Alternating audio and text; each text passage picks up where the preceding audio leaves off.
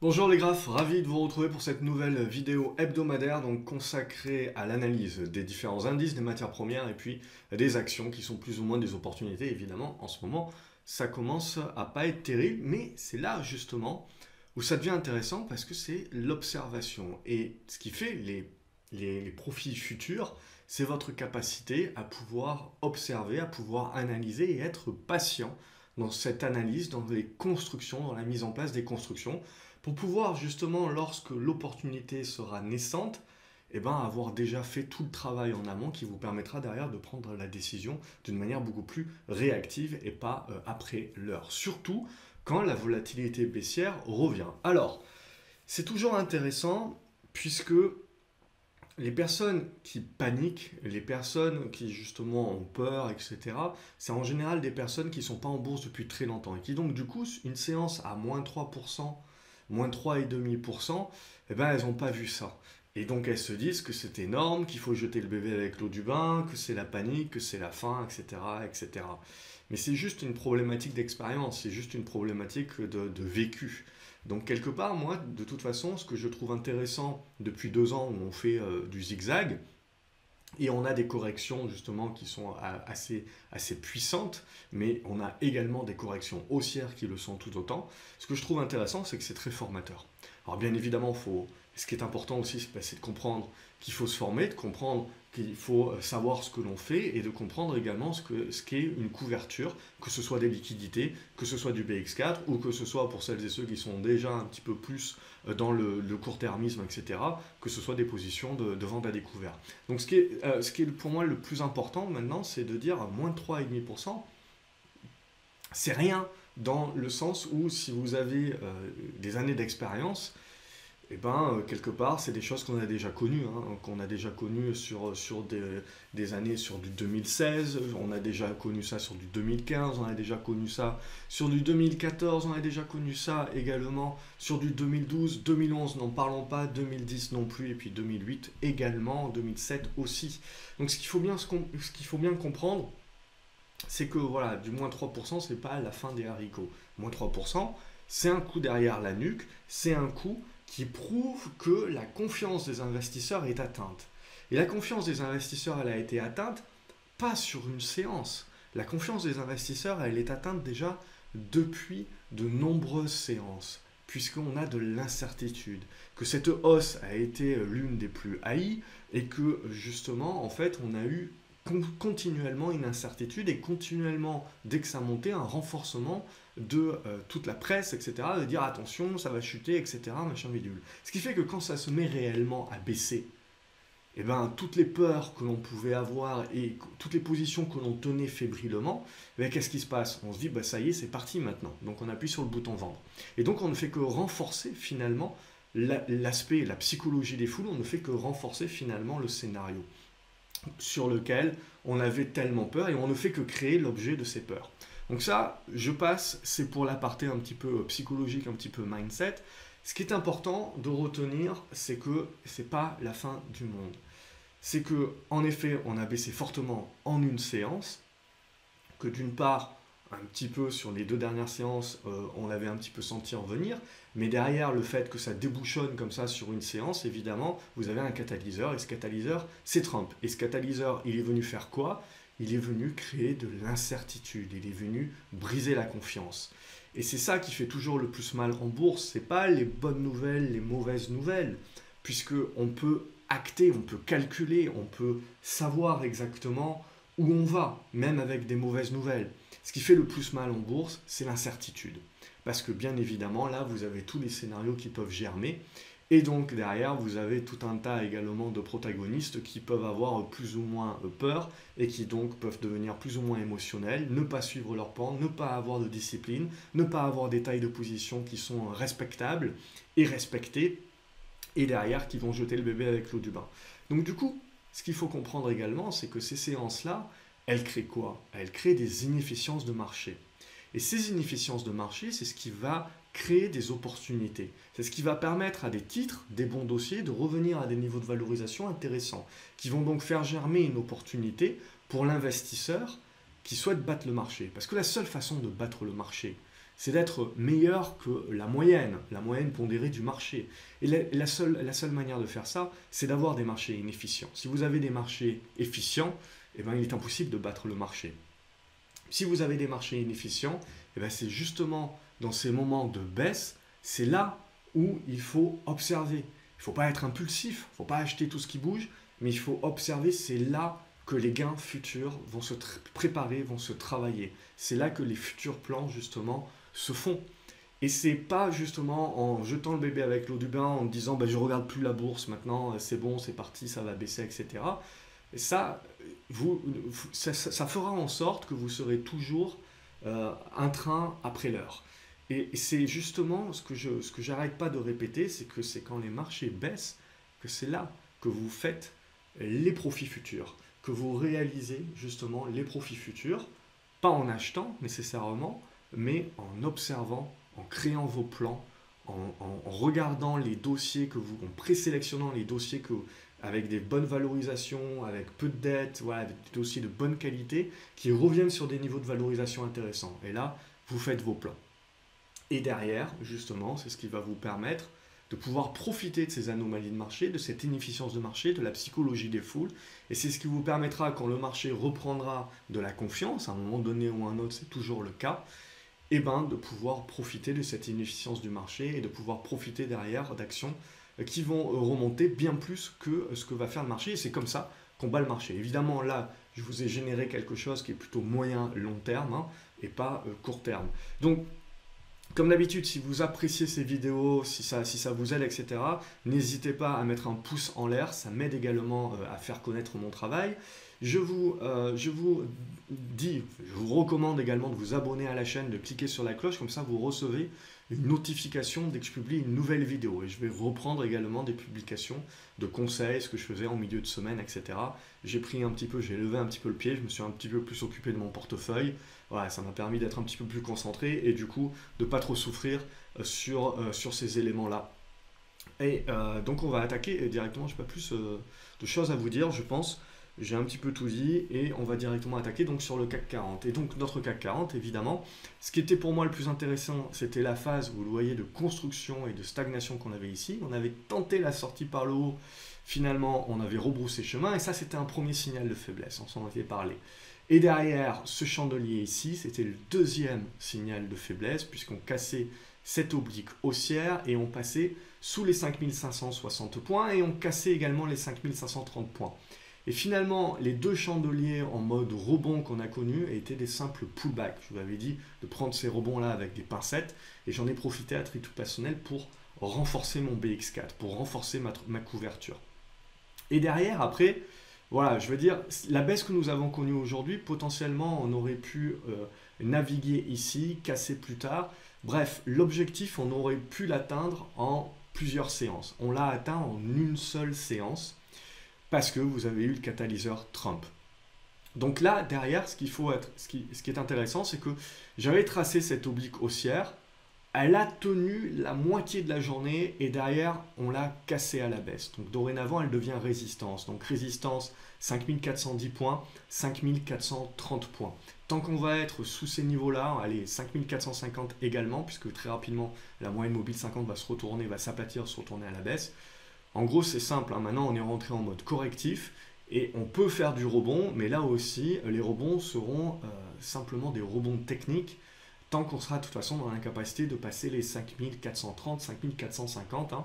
On en avait parlé comme des niveaux pivots de moyen terme et on a gapé directement en dessous et on a été très rapidement dans l'incapacité de rebondir aujourd'hui.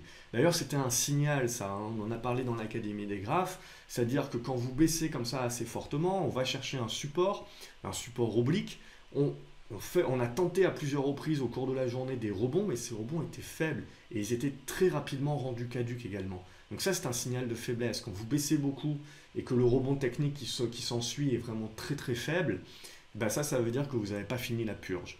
Et donc sur la seconde moitié de l'après-midi, avec l'ouverture des US, on est allé chercher beaucoup plus bas et on est allé chercher où? On est allé chercher les 5350 points. Outre ces 5350 points, si jamais ça devait continuer, moi je pars du principe que 5340, 5350 points, c'est déjà un bon niveau de support. qui devrait générer un rebond technique. Pour le moment, on va parler que de rebond technique. Il est clair et net que la tendance est dégradée et qu'on a mis un sérieux coup derrière la nuque des investisseurs. Et donc là, la confiance est ébranlée. Donc c'est pas le genre de truc qui revient du jour au lendemain. On peut générer quelques rebonds techniques, quelques séances de rebonds techniques au fur et à mesure, mais clairement au-dessus des 5470, 5450, 5430, voilà, ça va devenir une zone, ça, clairement de résistance en dessous de laquelle il va falloir rester prudent et il faudra considérer toute hausse comme du rebond technique. Après, ce que l'on va voir également, c'est quand même des dossiers qui restent qualitatifs, qui restent bons et où il n'y a pas besoin de jeter le bébé avec l'eau du bain. Là où on jette le bébé avec l'eau du bain, c'est sur des dossiers qui étaient déjà peu qualitatifs et qui, du coup, sur une tendance correctrice, sont encore moins qualitatifs et sont les premiers à se faire bazarder. Donc c'est là, évidemment, il ne faut pas hésiter à couper, suivre le plan, couper ses positions. Pour les dossiers qualitatifs, on va le voir, je veux dire, tant que votre plan n'est pas caduc, votre plan n'est pas caduc. Et le BX4 est justement là pour vous aider à couvrir vos positions haussières dont le plan n'est pas caduc contre justement cette espèce de ces effets de marché. Donc pour moi, 5340, 5350, c'est déjà un premier point, un premier niveau. Alors je ne pensais pas qu'on l'atteindrait aussi vite, bien entendu. Trump a joué un rôle de catalyseur, mais 5350, c'est un niveau, 5340, c'est un niveau déjà que je trouve pivot. Si jamais ce n'est pas suffisant, parce que clairement ce que l'on voit, c'est qu'on a quand même 5 milliards qui ont été échangés aujourd'hui, donc on a quand même du volume sur un 2 août, donc c'est quand même pas rien. Donc si jamais on devait continuer la purge, alors il y a deux possibilités. Soit on fait le rebond technique et puis derrière on recasse ces 5350 et on va chercher plus bas, soit on va chercher plus bas tout de suite. Peu importe, l'idée est la même, c'est qu'il faut penser que pour moi 5350 c'est un premier niveau pivot. Et après on ne le voit pas en journalier ici, mais si vous zoomez sur les unités de temps inférieures, on va retrouver une zone également des 5290. Et entre les 5270, 5300, vous avez un gap là aussi qu'il faudra observer. Donc j'ai une moyenne sur les 5290 qui est également support. Voilà, donc ça c'est pour le court terme. Donc on est rentré dorénavant dans une phase correctrice. Et bien évidemment, celle-là, avec ce gap comme ça, elle va faire un petit peu de mal et il faudra un petit moment pour la digérer. Maintenant, ce que l'on constate également, c'est qu'il ne faut pas non plus pour un long terme jeter le bébé avec l'eau du bain, parce que clairement, tant qu'on reste au-dessus des 5170 points, il n'y a pas non plus d'inversion de tendance. Donc là, on est en train de corriger d'une manière assez rapide, finalement, la hausse que nous avions connue de quasiment 9-10% sur le mois de juin jusqu'à mi-juillet. Donc ça, c'était quand même également déjà une belle hausse. Donc là, on est en train de la corriger. Et dorénavant, 5350, 5340, éventuellement les 5290 points. Et si vraiment on passe en dessous, voilà, vous voyez sur le graphique, j'ai 5250 et après 5170. Il y a les 5220, 5230 également. Mais bon, je ne vais pas pour le moment rentrer dans le détail. Ça, c'est les gros niveaux que j'observe. Ce qui est sûr et certain, c'est que pour moi, sous 5430, 5450, 5400 jusqu'à 5470, il faut rester prudent, les rebonds seront à considérer comme des rebonds techniques. Et sur cassure des 5340, 5350, à titre personnel, je penche pour les 5290. À titre personnel, voilà, c'est quand déjà sur 5350, 5290, on va commencer à attaquer des niveaux que je vais trouver intéressants sur du court terme, pour jouer d'abord des rebonds. Et après, bien évidemment, moi je suis adepte du temps, de laisser le temps au temps et d'attendre des constructions. Plus les constructions mettent du temps à se construire et plus durable est le mouvement qui vient après. Donc là, je pense qu'avec ce mouvement correctif, on est plus rentré dans un espace où les traders de court terme vont plus faire des allers-retours. Pour des moyens long-termistes, il y a une phase de patience, il y a une phase d'observation des constructions, et c'est ce que j'essaye de faire au sein de l'Académie des Graphes, de suivre ces différentes constructions et d'attendre justement le moment opportun. Et là, force est de constater qu'on risque de construire pendant un petit moment, puisqu'on a un petit peu attaqué certainement la confiance et que ça ne se retourne pas aussi facilement que ça. Donc ça, c'était pour le CAC 40. Au niveau du Nasdaq, c'est la même idée. Donc on ne jette pas le bébé avec l'eau du bain à long terme, tant qu'on est au-dessus des 6950, 7000 points. À plus court terme, on voit que là également, on rentre dans un élément correctif, mais qui n'est pas non plus qui est un élément correctif normal. On fait une mèche ici, on voit sur la moyenne mobile 50, donc on tient cette zone de support. Si c'est pas assez, il y a les 7590 points. Et ce n'est que si on casse sous ce niveau-là qu'on va commencer voilà, à parler des 7004, etc. Et que là, en effet, on commencera à dégrader un petit peu plus la tendance. Pour le moment, c'est un élément correctif qui est au prorata. Hein. Regardez, on est quand même venu de 6950 points à 8000 points en l'espace de un mois. Un mois, un mois et demi. Et donc, clairement, la correction que nous connaissons là, c'est un retracement, c'est le fait qu'on souffle. Ça se fait de manière violente, mais ma foi, pour le moment, c'est au prorata également de la hausse que nous avons connue. Et encore, je ne prends que cette jambe ici. Si on prend la jambe entière, je veux dire, ça, c'est une consolidation dans une tendance qui demeure haussière. Et c'est quelque chose où, voilà, il faut quand même souffler. Après, les volumes sont assez importants, donc on voit quand même l'effet de surprise. On voit là aussi que ça va attaquer la confiance et que c'est pas demain la veille qu'on va reprendre la tendance haussière. Donc on est rentré dans une phase corrective, mais pour le moment, c'est toujours important de comprendre l'horizon de placement sur lequel on est. Donc pour un court-termiste, oui, en effet, c'est correctif. Pour un long-termiste, pour le moment, il n'y a pas de quoi jeter le bébé avec l'eau du bain. On est dans une consolidation et dans un retracement qui est tout à fait logique par rapport à la hausse que nous avons connue et qui pour le moment n'est pas un excès. Donc voilà un petit peu pour l'idée. Donc je continuerai d'observer 7580 points, 6650 points. Tant qu'on est au-dessus de cette zone, bon, c'est une zone de support sur laquelle on peut faire un rebond technique. Mais là aussi, sous les 7900 points, on va rester plutôt prudent sur la suite. 7850, 7900 points. On restera prudent et on considérera même des rebonds qui sont assez forts comme du rebond technique. Et le jour où on casse cette zone des 7650 points, 7580 points, il faudra très certainement viser cette oblique sur la zone des 7400 points. Et on aura, je suppose, l'occasion d'en reparler d'ici là. Au niveau du Brent, on était sous cette oblique ici, on n'a pas réussi à casser, on a cassé cette oblique là par le bas, du coup j'active mon scénario en biseau descendant. Donc clairement, pour moi, on est dans une tendance qui est neutre à moyen terme sur le Brent. Il faudra repasser au-dessus des 65 $ pour redevenir haussier. Et j'observerai cette zone des 58 $ comme une zone de support. Au niveau du gold, et du coup, ça s'est plutôt bien comporté. On voit la couverture fonctionne très bien. Donc on a passé toute la semaine à jouer avec cet oblique support dont on avait parlé la semaine dernière. Et finalement, on s'en est servi comme tremplin. Donc merci Trump qui a bien servi de catalyseur. Et du coup, on est en train de sortir par le haut des 1440 $. Il faudra confirmer en clôture.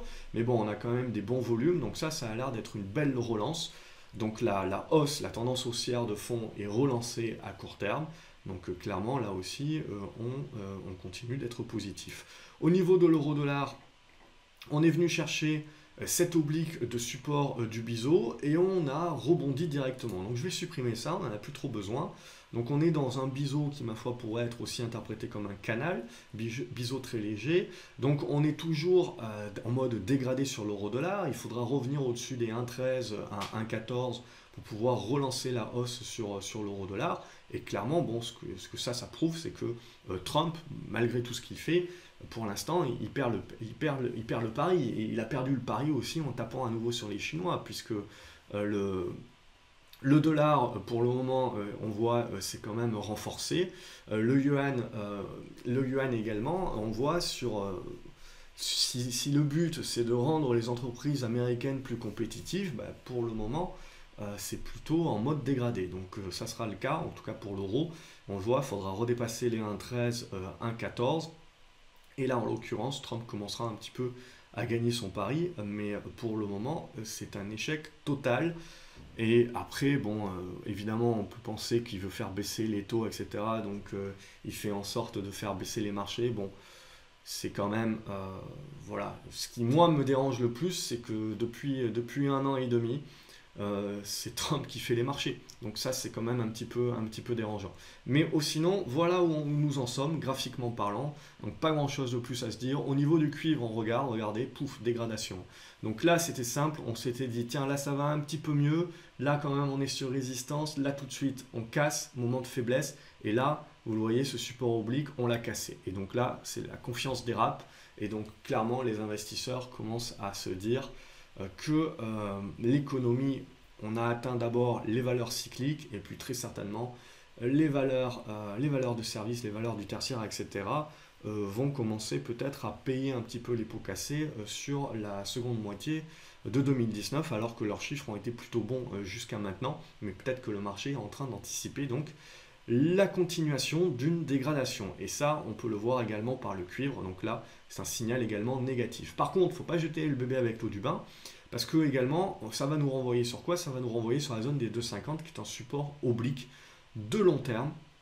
Et tant qu'on ne va pas casser ça, ouais, il n'y a pas de quoi devenir complètement dramatique à long terme non plus. Donc en effet, on est dans une dégradation, court terme, moyen terme, à long terme pour le moment, il n'y a pas encore de contamination sur cette unité de temps là. Derrière, bon, je pense que j'ai fait un petit peu le tour. L'argent également, ben, ça fait comme l'or, donc on est revenu, on voit ici, on fait de la mèche, donc c'est une consolidation qui est plutôt saine, qui est plutôt à plat, c'est assez volatile, c'est normal, mais globalement on reste également dans cette poussée. Donc vous voyez, fin d'hémorragie, poussée, conso dans le biseau, hop on reprend, conso, congestion, pouf, et on redonne un coup. Du coup, au niveau des minières, ça se passe plutôt bien, donc mon portefeuille long terme va plutôt bien puisqu'il était bien couvert en minière. Mon portefeuille court terme n'a pas trop souffert parce qu'il était bien couvert avec le BX4. D'ailleurs, si on veut jeter un coup d'œil au BX4, voilà où on en est, hein, on est dans le biseau descendant. Et à partir de ce moment-là, pouf, on a cassé par le haut et derrière, on a fait le pullback. Et derrière, aujourd'hui, avec le catalyseur, on voit les volumes. Hein. Donc vraiment la crainte hein, qui est arrivée sur le marché, manque de confiance. Hein. Et clairement, donc là, on est en train de pousser. Et vous le voyez, là aussi, si on fait l'analyse purement sur le BX4, hein, c'est toujours un petit peu à prendre avec des pincettes, mais si on fait l'analyse sur le BX4, on voit que cette zone des 3,80 sur laquelle on est en train d'approcher, c'est quand même une zone de résistance. Donc, ça, peu ou prou, ça correspond à 5340, 5350 sur le CAC. Sans les dividendes, je rappelle que le BX4 est l'inverse du CAC, avec les dividendes réinvestis. Donc n'essayez pas de trouver une corrélation avec le CAC 40 classique, c'est avec le CAC 40, avec dividendes réinvestis qu'il faut trouver la corrélation puisque le BX4 suit cet indice-là à l'inverse 2 fois. On va passer aux actions puisque j'ai beaucoup parlé, mais je pense que c'était important de vous faire un petit point. Donc je vais passer un petit peu plus rapidement sur les actions parce que de toute manière, il n'y a pas non plus grand-chose de plus à se dire que ça. Je trouve une très bonne résistance à Aquel pour le moment. Alors on a buté sur la résistance, on est revenu ici sur l'ancienne résistance devenue support. Donc voilà, ici, là, on est bien coincé. Vous cassez par le haut, c'est positif. On casse par le bas, on va revenir certainement chercher les 16,30 €. Mais globalement, c'est une valeur qui résiste bien malgré le fait qu'elle est sur secteur automobile. Antalis, ça, c'est plus spéculatif. On est toujours en attente de savoir voilà, quel est l'actionnaire majoritaire qui va rentrer. On sait que Goldman Sachs travaille sur le dossier. Et là, cette semaine, qu'est-ce qu'il y a eu? Il y a eu pas mal de volume et surtout, il y a eu un breakout qui s'est réalisé. Alors, on est loin du moindre risque encore, mais c'est un premier signal, un pré-signal. On voit qu'on est devenu bien bleu sur les indicateurs graph CO, qui met en place un rebond et qui surtout nous dit, tiens, il y a quand même un intérêt retrouvé sur la valeur. Donc, est-ce qu'on serait pas proche du bout pour savoir quel actionnaire va rentrer et surtout à quel prix? Donc, c'est ça également sur la spéculation qui peut avoir lieu. Donc là, d'un point de vue spéculatif, ça peut intéresser certains d'entre vous. Artefact, fondamentalement, c'est toujours un dossier qui m'intéresse, mais graphiquement parlant, hein, force est de constater qu'il faudra deux choses pour commencer à parler de retournement haussier. Il faudra le dépassement des 2,20 € et la confirmation par le dépassement des 2,40 €. En attendant, c'est plutôt neutre, voire en train de chipoter sur les supports. Aventium, c'est un autre petit dossier. Là, je trouve que la configuration est assez propre. Je reste positif au-dessus des 2,50, 2,60. Le but, ça serait de remettre un petit peu du volume, de breaker les 2,80, 2,90 et on s'ouvrirait la voie des 3,10 € à 3,30 €. BNP Paribas, on a vu, hein, les bancaires ont pas mal souffert cette semaine.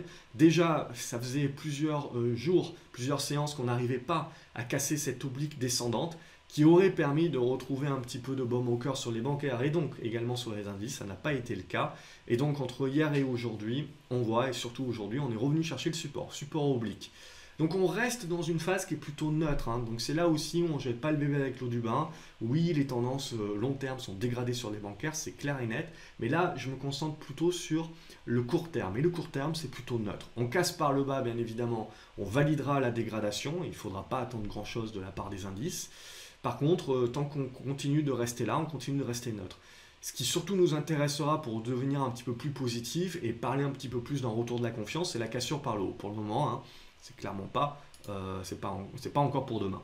CGG consolide également, comme la plupart des valeurs du pétrole, mais on voit les paramètres pétrolières, malgré hein, le petit shoot que s'est pris le pétrole, on voit que les parapétrolières restent quand même dans des tendances qui sont plutôt confortables. Là, CGG a quand même connu une très forte hausse, donc si elle devait corriger, même si elle devait corriger jusqu'au 1,75 €, ça ne m'étonnerait pas plus que ça, et ça ne remettrait pas en cause la configuration, tout le bien que je pense de la configuration. Après, outre les 1,75 €, vous avez cette zone des 1,86 €, 1,87 € en support. Claranova a très bien performé également. On voit qu'il y a des volumes, hein. Peut-être des fonds qui sont en train de rentrer dorénavant, une fois qu'on a eu le regroupement. Donc, on a bel et bien matérialisé ici le breakout. Alors, ça sera bien de confirmer dès les prochaines séances un chandelier en entier au-dessus, hein, au-dessus des 8,20 €. Mais globalement, c'est positif. On a eu des volumes. On est peut-être en train de se préparer pour les résultats et donc d'anticiper les résultats. Il faudra confirmer en dépassant cette zone des 9,10 € à 9,20 €. Core Mining, j'arrête de la présenter. Vous voyez les volumes. C'était une très bonne couverture. On est en train de construire le retournement haussier. Donc là, c'est une conso plus ou moins à plat qui est en train de se mettre en place.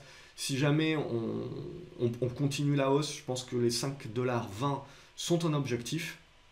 Sinon, je reste globalement positif sur ce titre-là que j'ai en long terme, hein, et qui me sert de couverture. Il n'y a pas que lui, j'ai du Harmony Gold, j'ai du Yamana, j'ai également un tracker GDX pour avoir des minières qui sont plus des gros calibres, hein, tout ce qui est Barrick Gold et compagnie.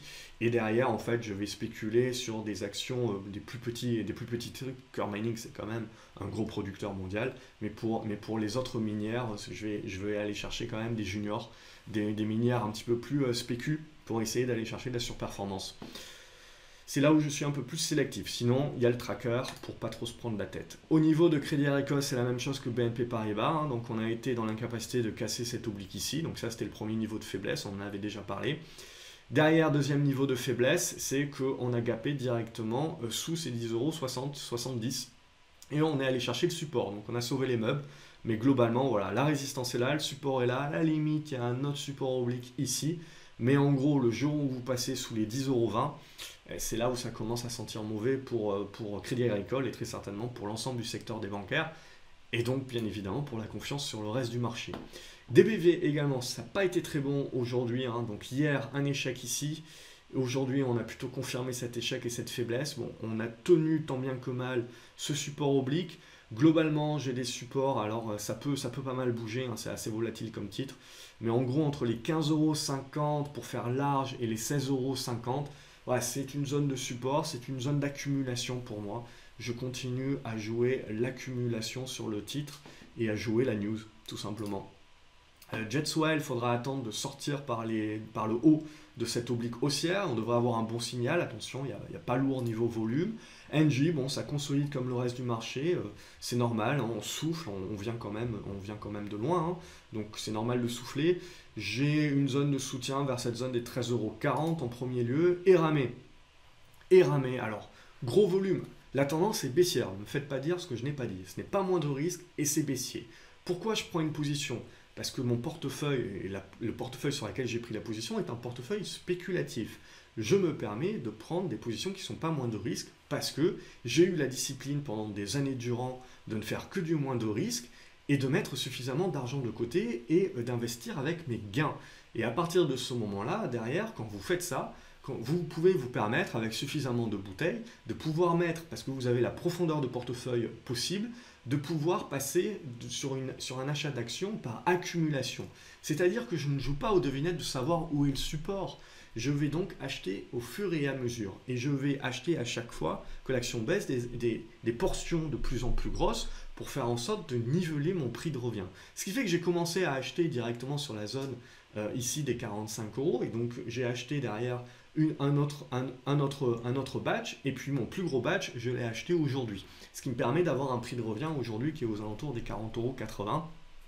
Et donc du coup, sur le moindre rebond, ça me permet d'optimiser, et ça me permet d'optimiser mon prix de revient sans jouer aux devinettes.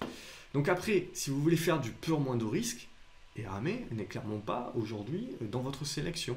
Donc il faudra attendre de voir où est le support, parce qu'encore aujourd'hui, voilà, on se pose la question. Vous voyez, j'ai plusieurs obliques.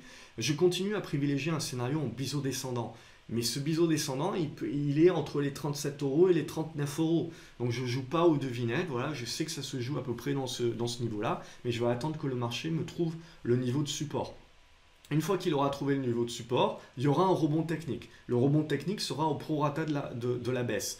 Donc ce rebond pourra être fort parce qu'il sera au prorata de la baisse, mais sans aucun cas remettre en question la tendance baissière actuelle, et donc il faudra le prendre avec des pincettes, ça sera qu'un rebond technique.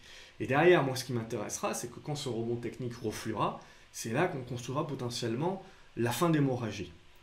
Ça peut prendre du temps, et donc c'est là aussi où pour moi un investisseur qui veut faire du moins de risque, c'est trop tôt pour le moment, il laisse tomber, il est en observation, il attend de voir comment ça va construire. Par contre, un investisseur qui a suffisamment de bas de laine, qui a de la profondeur de portefeuille, il peut mettre en place une stratégie par accumulation pour derrière en sortir une partie sur le rebond et derrière avoir déjà une première position avec un prix de revient pas trop dégueulasse et derrière pouvoir commencer à constituer une position. C'est ce que j'avais fait sur Valorec à l'époque également. Donc derrière, après, c'est avoir les nerfs et avoir la discipline de pouvoir tenir le plan. Et si jamais c'est caduc, si jamais ça perce, évidemment, avoir cette capacité-là de pouvoir larguer, et même en ayant quand même une position qui est relativement forte, avoir cette capacité que finalement la position ne va pas vous coûter plus de 1,5-2% de votre portefeuille max. Parce que derrière, évidemment, le but, c'est de pouvoir récupérer le double, voire le triple, et de commencer à constituer une position en mode beaucoup plus zen, sans essayer de jouer aux devinettes. Donc voilà, ça c'est pour l'explication sur RAME. Mais clairement, pour 90% des gens qui m'écoutent, voire 95% des gens qui me suivent et qui m'écoutent, voilà, vous devez vous concentrer sur du moindre risque. Et ça, clairement, c'est pas du moindre risque, donc vous attendrez. Et on en reparlera, je veux dire, quand on aura une configuration, c'est pas grave si vous loupez le rebond technique, c'est pas grave. Vous allez à vouloir choper les rebonds techniques, vous allez au-devant de graves problèmes à essayer de deviner quels seront les supports qui tiendront. Donc si vous n'avez pas la profondeur de portefeuille si vous n'êtes pas suffisamment moyen terme, et si vous n'avez pas la possibilité d'accumuler au fur et à mesure et de savoir exactement ce que vous faites et de respecter ce plan-là, ça ne sert à rien de faire ça. Donc vous oubliez, vous n'y touchez pas, tant qu'il n'y a pas un signal. Et tant pis, il vaut mieux louper le rebond technique plutôt que de jouer à l'apprenti analyste qui va essayer de choper le point bas. Ce qui vaut mieux, c'est mettre les probabilités de votre côté. Donc attendre que le rebond technique se fasse, comme ça on est sûr qu'il y a au moins des acheteurs pour un rebond technique, et derrière attendre que le reflux se fasse, et voir quel va être le support qui va fonctionner. Et là, on peut rentrer pour jouer un rebond également, mais peut-être un petit peu plus durable. Et dans le pire des cas, je veux dire, si ça ne fonctionne pas, en règle générale, on s'en sort avec une très petite perte, voire pas de perte du tout, puisqu'on met le stop au niveau du PRU dès que le rebond s'active. Et du coup, on peut laisser courir la position. Si le retournement se met réellement en place, j'en doute, mais si le retournement se met réellement en place rapidement, tant mieux pour nous. Sinon, on est plan caduc et au fur et à mesure, on attend. Je veux dire, trader, c'est pas avoir le timing parfait. Vous pouvez échouer une fois, deux fois, trois fois, quatre fois sur la position. Vous rentrez, vous sortez, vous rentrez, vous sortez, vous rentrez, vous sortez. Et puis la 5e fois, ça sera la bonne. Et là, vous allez faire tout un tas, vous allez faire beaucoup de profits. Mais au moins, vous n'avez pas bloqué du capital, vous n'avez pas bloqué votre esprit et potentiellement, vous n'êtes pas tombé amoureux de l'action à rajouter au panier, rajouter au panier, rajouter au panier. Ce qui potentiellement, si ça finit par baisser, si ça finit par casser par le bas, malgré tout ce que vous vous dites en vous disant les fondamentaux sont bons, la valorisation est bonne, ça ne peut pas baisser plus bas, c'est déjà pas cher, c'est déjà sur un niveau support, si, croyez-moi, le titre peut baisser plus bas. Et là, c'est là justement où ça va vous faire mal. Donc ne croyez jamais qu'un titre ne peut pas être plus soldé que ce qu'il est actuellement. Un titre peut être beaucoup moins cher que ce qu'il est actuellement, c'est-à-dire le titre là, RAME, vous pouvez vous dire que fondamentalement il n'est pas cher, mais il peut devenir encore moins cher. Et donc, pour l'inefficience du marché et pour l'investisseur, s'il devient encore moins cher, il devient encore plus intéressant. Mais tout est question de timing, tout est question de profondeur de portefeuille. Si vous mettez toutes vos billes maintenant en vous disant c'est pas cher et que le titre continue de baisser, vous n'avez plus de billes pour pouvoir accumuler, ça ne fait pas partie de votre plan et c'est là que l'engrenage commence et c'est là que les difficultés commencent. Si par contre vous découpez, vous dites je veux mettre tant sur la position, je ne veux pas perdre plus de temps, et donc je vais découper, fragmenter mon ordre en 2 ou en 3, et je vais rentrer à tel niveau, tel niveau, tel niveau, ben là vous ne jouez pas aux devinettes, vous avez un plan qui est calibré, et si jamais vous avez tort, ben voilà, vous savez à l'avance déjà quelle est votre perte maximum de 1 ou de 2%, grand max, de votre portefeuille. Et là vous pouvez vous permettre de dire ben, je le tente, mais je le tente voilà, avec une expression justement de ma capacité et une connaissance à l'avance de ma perte maximale que je vais accepter. Et ça, c'est de la gestion du risque. Et c'est là justement où on voit, où vous pouvez derrière faire du non moindre risque, mais tout en gérant le risque. J'anticipe beaucoup, mais parce que c'est mon portefeuille spéculatif aussi, et parce que c'est mon tellement bon plaisir, après beaucoup d'années, à avoir été très discipliné. Mais derrière, voilà, ce qu'il faut bien comprendre, c'est que même si j'anticipe, même si je perds, même si j'ai souvent tort, eh ben, aujourd'hui, c'est ma gestion du risque qui me sauve. Et c'est ma gestion du risque, ma gestion de taille de position. Parce que je sais que même si je me plante fortement, voilà, je vais perdre 1%, 2% de mon portefeuille, c'est rattrapable. Ce qu'il faut éviter, c'est de perdre en bourse des trucs qui sont irrattrapables après. Et où justement ça va vous faire rentrer dans un engrenage encore plus fort pour essayer de rattraper tout ça. Allez, j'arrête de parler, je parle trop. Erytech Pharma, pas grand chose à se dire, on est en train de jouer avec les supports, donc moi pour le moment je laisse tomber, j'attends patiemment que j'ai quelque chose d'un petit peu plus mature. J'aime bien le dossier, je trouve le dossier est valorisé uniquement à la trésorerie, oui, mais voilà, le marché a raison pour le moment, je pense qu'il y a une inefficience de marché, mais c'est mon opinion et le marché peut me prouver tort pendant de longues semaines, voire de longs mois. Donc à titre personnel, voilà, j'attends que le marché commence à m'indiquer certaines choses. Il y a eu une bonne mèche basse ici, mais ça n'a pas été fait avec beaucoup de volume non plus. Euronav, là aussi on a cassé par le bas, donc on revient chercher très certainement cette zone des 7,30 €. Voilà, il faudra observer si ça tient.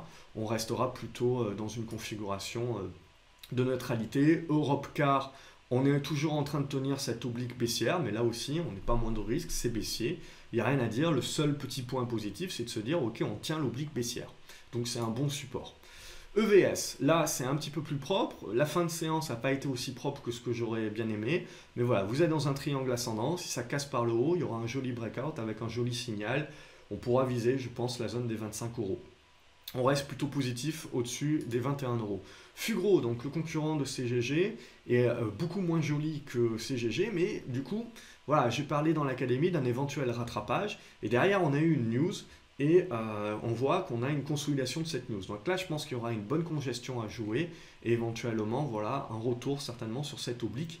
Et après, bon, il y aura du boulot, hein, il y aura de la construction, mais Fugro, je pense, mérite de revenir dans des portefeuilles spéculatifs éventuellement, sous le coude, en attendant d'avoir une meilleure configuration. Au niveau de Genfit, là aussi, c'est baissier, il n'y a rien à se mettre sous la dent, je ne dis absolument pas le contraire. Derrière, c'est l'anticipation, on arrive au bout d'un biseau descendant, éventuellement on ira chercher cette oblique, donc jusqu'au 15,10 €.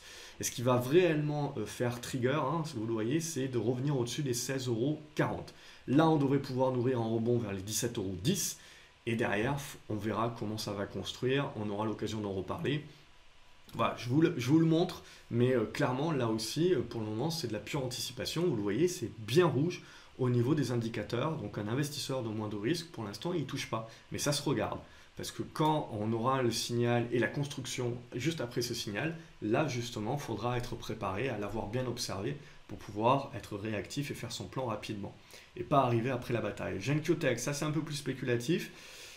On avait déjà parlé ici de la première poussée, enfin du dépassement de la résistance pour la première poussée, ça s'est validé. Et derrière, on a eu des bons volumes aujourd'hui. On en a parlé dans l'académie et on voit qu'on est en train de redéborder la résistance. Donc éventuellement un second effet qui se coule, qui peut ouvrir la voie, allez, si on est sympa, sur les 5,50 €, 5,90 €. Global EcoPower également, vous avez été nombreux dans l'académie et à m'écrire également, à l'avoir chopé. Donc bravo à vous, et notamment sur la cassure de cette oblique-là. Donc on a cassé l'oblique-là, on a bien consolidé, et derrière, ici, on a cassé la résistance horizontale. Et derrière, alors là, il y a des gros volumes. J'ai pas vu passer de news, mais il y a clairement, il y a pas de feu, il n'y a pas de fumée sans feu. Il y a clairement quelque chose qui est en train de se passer sur Global EcoPower. Si vous avez la news ou quoi, n'hésitez pas à le mettre en zone de commentaires. Mais voilà, clairement ça sera à continuer d'observer, mais il y a un truc qui se passe, c'est un bon dossier, hein. clairement, on était revenu à des bons niveaux, de valorisation. Et là, graphiquement en plus, on a validé le rebond. Et très certainement, là, il y a un truc, il y a anguille sous roche. Au niveau de Guillemot, tant que vous n'allez pas dépasser les 3,15 €, pas grand chose à se mettre sous la dent, même si voilà, fondamentalement aussi, on peut se dire que c'est pas cher. Inat Pharma aussi, c'est les 6,30 € qu'il va falloir déborder et ensuite les 6,70 €. Inelec Media, c'est les 5,70 € que vous devez déborder pour donner un signal. Integragen, c'est un bon dossier aussi, mais force est de constater que graphiquement, ça peine un petit peu. C'est toujours les 1,45 €, 1,50 € qu'il faudra déborder. Jacquet Metal, c'est les 16 €, 16,80 €, 17 € qu'il faut déborder. Et ensuite les 17,80 €. Kaufmann et Broad, ça reste tout à fait positif pour le moment. Tant qu'on va rester, vous voyez, au-dessus de cette zone des 35,20 €, 35,70 €. LVMH, c'était ce que j'avais discuté déjà la semaine dernière au sein de l'académie, où j'avais dit le risque vient de là, la volatilité baissière viendra du secteur du luxe. Et ce qu'il faudra comprendre, c'est qu'il ne faudra pas jeter le bébé avec l'eau du bain, dans le sens où ça sera normal, ça sera logique et ça sera sain. Parce que quand vous voyez le secteur du luxe qui a dynamisé le marché ces derniers temps, et que vous êtes passé sur LVMH, qui quand même, c'est pas une valeur spéculative, vous passez de 250 € à 390 € en l'espace de 6 mois, bon, ben voilà, le fait de retracer aujourd'hui 23%, voire même 38 ou 50%, ce n'est pas une inversion de la tendance, c'est une correction qui est légitime, une reprise de souffle. Et ça, bien évidemment, quand vous avez le secteur du luxe qui a été dynamisé, qui est un secteur populaire où finalement tout le monde est sur les mêmes trades, bah forcément c'est ce qui vous crée la volatilité. Et si je veux dire, vous avez trop de trafic sur les mêmes valeurs, et ben quand elles corrigent, ben forcément elles ont un impact plus grand sur la volatilité de vos indices, puisque vos indices sont des moyennes pondérées. Et donc forcément, c'est là où vous avez des indices qui peuvent avoir une volatilité beaucoup plus forte, qui peut vous faire peur en vous disant voilà, qu'est-ce qui se passe, c'est la fin du monde, etc. Il faut regarder ce qui se passe sur les valeurs individuellement et sur les pondérations et comprendre comment les indices sont calculés pour bien comprendre également qu'un indice aussi peut vous envoyer des signaux des fois qui vous rendent un petit peu aveugle. Donc il ne faut pas juger que l'indice, il faut aller voir un petit peu ce qu'il y a au sein de l'indice. Et là en l'occurrence on voit, pour moi, voilà, volatilité baissière sur le CAC 40, une grosse partie est due au luxe, et on voit que sur le luxe, on est revenu là sur LVMH sur un premier support. On voit il y a une petite réaction, donc il y aura un petit rebond technique, mais globalement on a une dégradation, et je ne pense pas qu'il faut s'émoustiller si jamais on a une correction un petit peu plus forte sur LVMH qui revient travailler cette zone des 340, 330 €. Donc évidemment ça fera une pression supplémentaire sur le CAC 40. Mais ça sera un retracement qui est fort logique pour le moment et qui ne remet pas en cause la tendance haussière de fond de LVMH. Donc il n'y a pas de quoi parler de crack baissier, il n'y a pas de quoi parler de retournement baissier des marchés. Voilà, on n'y est pas encore. Mais il faut bien comprendre que voilà, quand vous avez des hausses exponentielles sur des grosses valeurs comme ça, eh bien évidemment qu'il faut accepter également qu'il y ait des corrections qui soient au prorata de cette hausse et qui ne remettent pas en cause la tendance de fond, mais qui en effet vont faire revenir de la volatilité baissière à laquelle il faut être préparé. Ça, voilà, on en avait déjà parlé la semaine dernière sur l'académie. Au niveau de Morel et Prom, c'est neutre, on est dans le biseau descendant, il faudra dépasser, vous le voyez, déjà il faudra revenir au-dessus des 3 €, 3,10 € pour donner un signal acheteur. On n'y est pas. MBWS, là aussi, on est en train de jouer avec le support oblique. Donc j'ai soldé ma position aujourd'hui. Voilà, c'est pour pas prendre de risque. Alors ça, c'est pas bien tracé, bien évidemment, mais vous avez compris l'idée. Voilà, on est en train de jouer avec le support. J'aurais dû vendre beaucoup plus tôt. C'est une erreur. J'ai pas tenu le plan. J'aurais dû vendre ici, logiquement. Donc voilà. Donc je laisse pisser. Là, ce qui est important, c'est éventuellement on aura un rebond technique. C'est pas bien grave si je le loupe. Ce qui m'intéressera, c'est qu'il y ait le rebond technique, qu'on prouve qu'il y ait des acheteurs, qu'on prouve que le support tient, et derrière qu'on ait la congestion qui se mette en place. Et là, éventuellement, je verrai pour revenir sur le titre. Pour le moment, c'est pas à l'ordre du jour. J'ai préféré récupérer des liquidités. Medium Technology également, il faudra déborder les 1,25 €. MG Digital, ça consolide. Regardez, vous avez une hausse comme ça de 39 € à 52 €. Consolidé, même si on devait revenir dans cette zone des 47 €, c'est pas méchant et c'est tout à fait logique, normal et sain. Ça n'enlève à rien que la tendance est en train de se retourner et toujours positive. Nanobiotics, Ce qui m'intéressera, c'est éventuellement un test de ces 8,60 €, sinon rien. Newways Electronic, il faudra déborder les 13,50 €, 13,75 € pour donner quelque chose. Nexan, on est revenu travailler les supports, voilà, bon, ça construit doucement, gentiment, éventuellement on reviendra sur les 28,90 €, mais bon, pas grand chose de plus à se dire. Nokia, voilà, ça c'est, voilà, on a quand même une belle force, un beau gap haussier et la consolidation finalement qui est au prorata de cette hausse, donc là aussi c'est quelque chose qu'il faudra observer. Je pense que si on vient, on a déjà une première zone sur les 4,75 €, on a une deuxième zone qui sera aux alentours de ces 4,66 €, 67 €. Voilà, c'est des zones de support qui sont assez intéressantes parce qu'on devrait, si on les construit bien et qu'on les tient, ça peut être des zones d'accumulation. En co-design, je continue d'observer le dossier et c'est un dossier qui continue de m'intéresser, mais le carnet d'ordre est vide. Et bien évidemment, quand les marchés commencent à dégueuler, eh ben, ces carnets d'ordre qui sont vides, il suffit de pas grand-chose pour vous faire dévisser très rapidement. C'est le cas sur Oncodesign, donc moi je continue d'être patient là-dessus, d'attendre la construction. Et je continuerai d'essayer de me positionner sans surpayer le dossier. C'est pas parce qu'un dossier est bon qu'il faut le surpayer ou se précipiter. Vous le loupez, il y en aura d'autres. Mais bon, désolé, apparemment le son a bugué pile poil donc sur Ontex. Donc je vais parler dans le vide. Bon, donc je vais reprendre pour peut-être un petit peu plus rapidement. Bon, c'est dommage, mais c'est comme ça.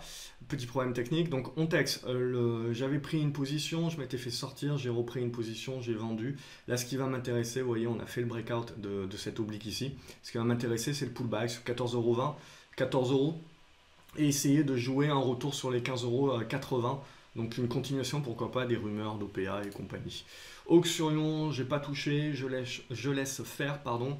Au niveau des 5 €, voilà, j'ai un support éventuel avec une alerte, pourquoi pas, pour essayer de me repositionner. Sinon, je laisse construire, mais c'est clairement un bon dossier. Format simple également, je laisse faire, on est dans le biseau descendant. On n'est pas sorti par le haut, donc on n'a pas de signal. Donc on attend que ça construise, peu importe que les résultats soient bons. Pierre et vacances également, ça construit bien. Donc j'apprécie toujours la valeur. Au-dessus des 16 €, 16,40 €, je reste globalement positif. Je continue à jouer les 19 €. Au niveau de Poxel, on a validé cette oblique baissière. Donc après, pas la peine de trop anticiper également si on n'est pas en position. Ce qui nous intéressera, c'est la cassure de cette première oblique ici. Ça devrait nous renvoyer vers la zone des 6,50, 6,70 et là il y aura du boulot. Et on aura l'occasion très certainement d'en reparler. Au niveau de Quantum également, je ne me précipite pas sur la valeur, on a cassé cette oblique à la baisse, on est revenu sur la moyenne mobile 200. Si le marché me donne l'opportunité de revenir vers cette zone des 4,50 €, je ne m'empêcherai pas de saisir une ligne. Au niveau de Sanofi, c'est neutre, pas grand chose à se dire. Au niveau de Total, par contre là, on voit Total n'a pas fait dans la dentelle, hein. Donc déjà ici, on avait parlé d'une dégradation. Et derrière, alors là, il n'y a pas eu de support, hein. C'est comme sur Eramé, c'est le couteau qui tombe. Et alors sur Total, hein, ça fait pas dans la dentelle. Donc on a cassé cette oblique ici, on a cassé ce support-là, on a cassé ce support-là. Et derrière, j'avais un autre support oblique à la limite, et on est déjà en train de le percer. Alors peut-être qu'il faut un petit peu l'ajuster. Mais bon, c'est un petit peu compliqué, ça sert à rien d'anticiper, d'essayer de se dire le support est là, peut-être qu'il n'est pas là, peut-être qu'il est là. Donc on n'en sait rien, j'ai une position qui est à long terme dessus, je n'ai pas renforcé, j'attends que le marché me prouve où est le support, et après on verra la construction, hein. Ce qui est sûr, c'est que vous aurez un rebond qui sera au prorata de la baisse, donc un rebond technique fort, mais il ne faudra pas penser que ça y est, Inch'Allah, c'est reparti comme en 40, et ça restera un rebond technique, hein. Comme je vous ai dit sur le CAC 40, comme je vous ai dit sur toutes ces valeurs très baissières, on aura des réactions et des rebonds techniques, mais clairement, il ne faudra pas interpréter ça comme des signaux d'achat et de retournement aussi durables, hein. Il faudra rester prudent. Total Gabon, une oblique baissière qu'on n'arrive pas à casser par le haut, c'est celle-ci qu'il faut casser par le haut pour déjà se mettre dans des bonnes configurations. Au niveau de Valeo, on est revenu sur l'ancienne résistance des 25,80 € qui avait permis le premier boost. Ce support oblique n'est plus et on est en train de revenir donc sur ce support des 25,80 €. Il faut le tenir, si on passe en dessous, ça redeviendra un petit peu tricky et les 23,80 € certainement nous attendront. Sinon, bon, ma foi, pour le moment, on peut se dire que bon, ça construit. On voit. Vallourec également en train de revenir sur un support. Pour moi, voilà, même une consolidation de 5%, c'est au prorata de la hausse que nous avons connu. Le scénario n'est pas caduque et donc tant qu'on ne va pas refermer ce gap-là. Et donc, qui plus est, si on tient ce support-là, je reste tout à fait positif pour le moment sur Vallourec. Et Verimatrix, j'ai soldé ma position cette semaine, j'ai pris mes profits, éventuellement sur pullback. C'est un bon dossier, j'apprécie, il y a eu des bons volumes, et donc sur pullback, je remettrai une cartouche, cette fois-ci moyen terme. Donc 1,80€, 1,84€, c'est ce qui va globalement m'intéresser. Voilà, j'espère que vous avez apprécié cette vidéo, elle a été plus longue que d'habitude, mais je tenais voilà, à faire des rappels de certains éléments. N'hésitez pas à la revoir une seconde fois, je pense qu'une seconde écoute, ça aide toujours peut-être à mieux comprendre certaines choses. Je vous souhaite un excellent week-end, de bonnes vacances si vous y êtes déjà. N'hésitez pas voilà, dans les commentaires à me poser vos questions, à me dire ce que vous avez en portefeuille, ce que vous observez. Je ne peux pas voir toutes les valeurs évidemment dans cette vidéo-là. La vidéo est déjà assez longue bien entendu. Et également, n'hésitez pas à mettre un pouce en l'air et à vous abonner à la chaîne pour ne rien louper. Et voilà, ça me fait toujours plaisir. Je vous attends dans les commentaires pour vous répondre avec plaisir. Je vous souhaite un excellent week-end, de bonnes vacances et on se retrouve donc lundi sur gravecobourse.fr où je partage mon portefeuille pour celles et ceux qui rejoignent, qui ne connaissent pas. Je partage mon portefeuille. Je partage également mes avis, mes opinions sur le CAC 40 et sur tout un tas de valeurs comme je le fais ici dans ces vidéos. Voilà, excellent week-end à vous les graphes. Salut!